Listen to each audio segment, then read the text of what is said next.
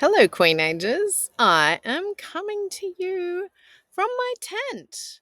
This is the one room of the tent that I am living in for part of the summer. On and off, I'll be here sometimes in our apartment in town, but we have a two-room tent.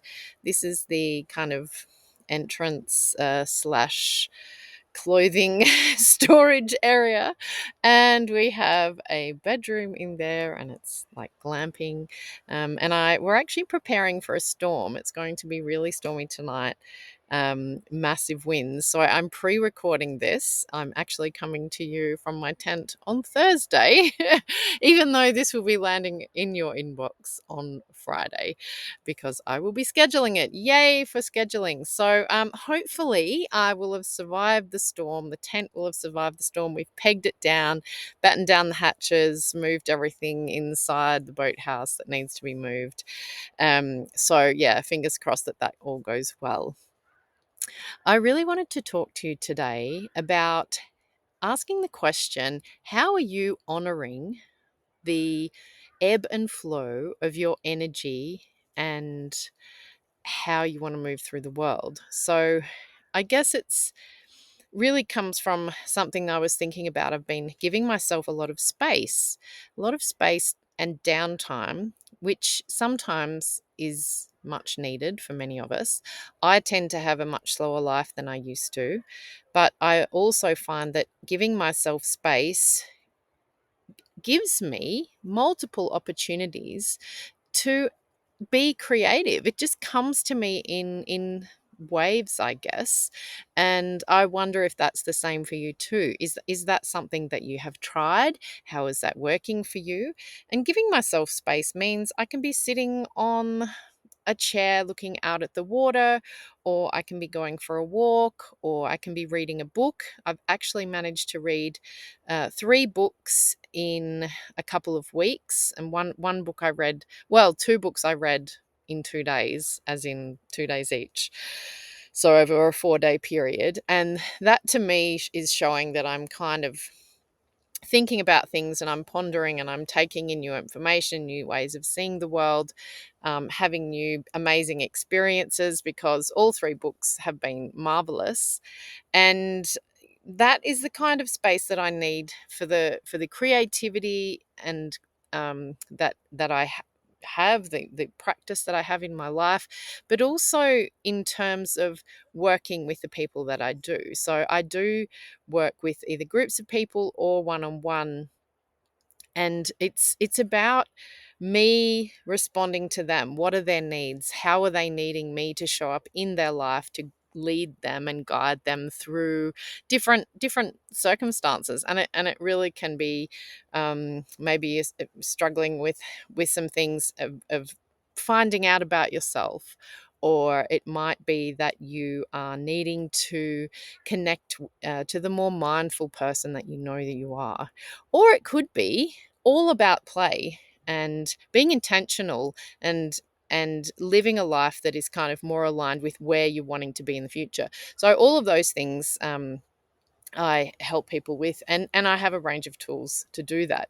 And the allowing myself space really gives me the opportunity to kind of feel into and integrate all of the things that I know and all of the skills that I have in ways that perhaps wouldn't if I'm just pushing and striving and keeping on going and having to-do lists and ticking boxes and checking my inbox and all of that. So I'm just wondering, how does that feel for you? Is that something that you do? Do you follow the waves of your energy?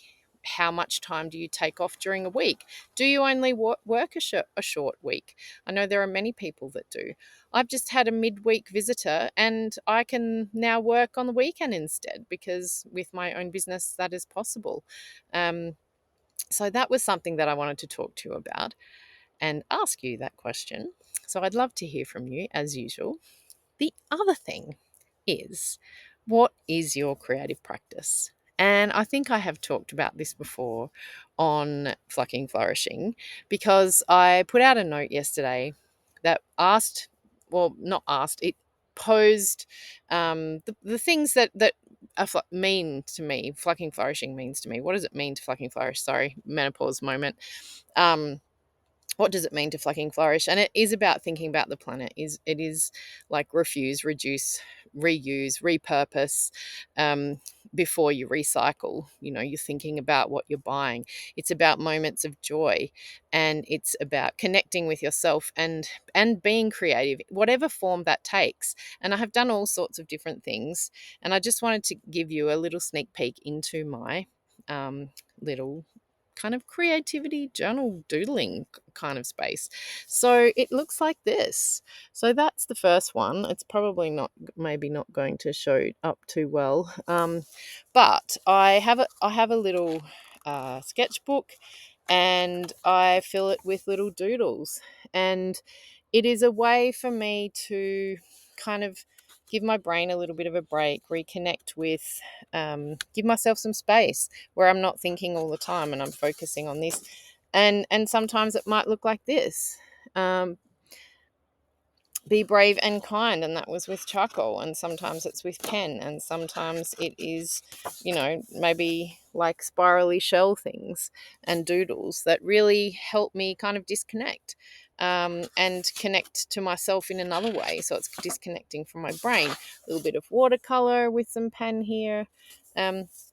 So I really just wanted to show you that, just drawing some lines like this and filling it in with patterns.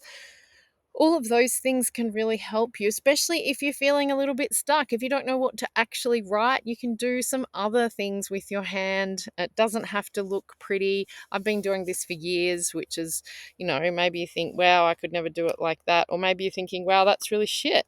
Whatever. Whatever, because little something like that, which I actually think looks better like that, but I started it like that. Yeah, there you go. All sorts of little cute little doodles, and I'll hopefully be filling it up by the end of the summer. So there's a goal. I just recently bought some new watercolors too, so it's always nice to kind of buy some things like that help with your creativity. Not too much though.